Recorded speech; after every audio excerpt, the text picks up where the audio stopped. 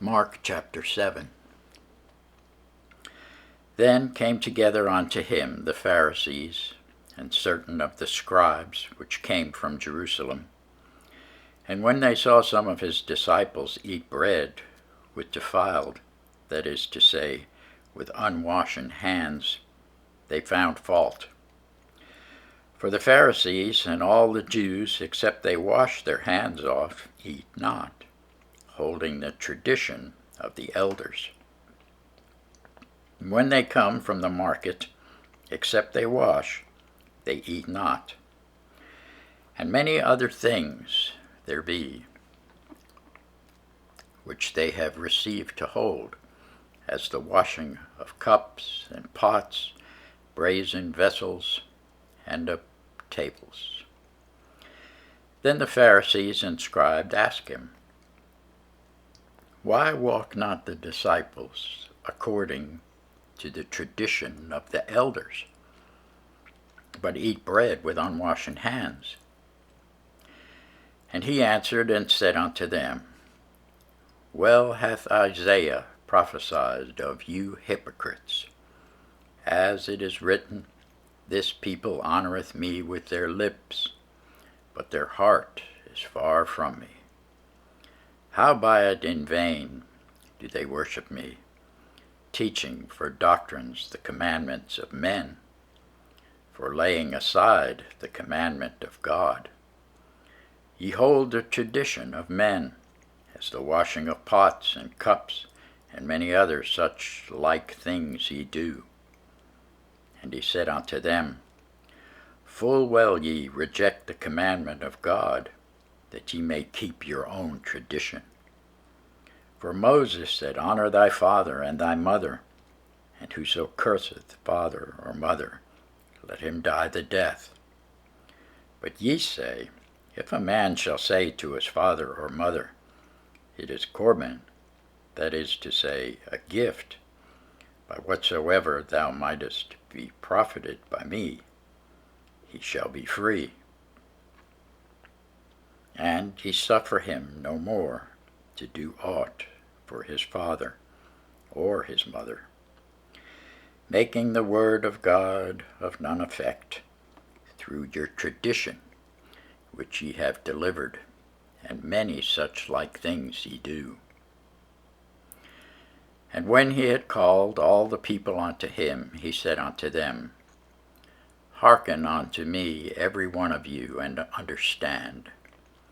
There is nothing from without a man that entering into him can defile him, but the things which come out of him, those are they that defile the man. If any man have ears to hear, let him hear. And when he was entered into the house from the people, his disciples asked him concerning the parable. And he said unto them, Are ye so without understanding also? Do ye not perceive that whatsoever thing from without entereth into the man, it cannot defile him, because it entereth not into his heart, but into the belly, and goeth out into the draught, purging all meats? And he said, That which cometh out of the man, that defileth the man. For from within, out of the heart of men, proceed evil thoughts, adulteries, fornications, murders, thefts, covetousness, wickedness, deceit, lasciviousness, an evil eye, blasphemy, pride, foolishness. All these evil things come from within, and defile the man. And from thence he arose, and went into the borders of Tyre and Sidon, and entered into an house, and would have no man know it, but he could not be hid. For a certain woman, whose young daughter had an unclean spirit, heard of him, and came and fell at his feet. The woman was a Greek, a Syrophoenician by nation, and she besought him that he would cast forth the devil out of her daughter. But Jesus said unto her, Let the children first be filled, for it is not meet to take the children's bread, and to cast it unto the dogs. And she answered and said unto him, Yes, Lord, yet the dogs under the table eat of the children's crumbs. And he said unto her, For this saying, Go thy way, the devil is gone out of thy daughter. And when she was come to her house, she found the devil gone out, and her daughter laid upon the bed. And again departing from the coasts of Tyre and Sidon, he came unto the sea of Galilee, through the midst of the coasts of Decapolis. And they bring unto him one that was deaf, and had an impediment in his speech, and they beseech him to put his hand upon him. And he took him aside from the multitude, and put his fingers into his ears, and he spit, and touched his tongue. And looking up to heaven, he sighed, and saith unto him,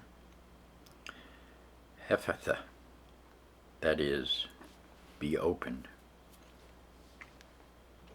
And straightway his ears were opened, and the string of his tongue was loosed, and he spake plain. And he charged them that they should tell no man.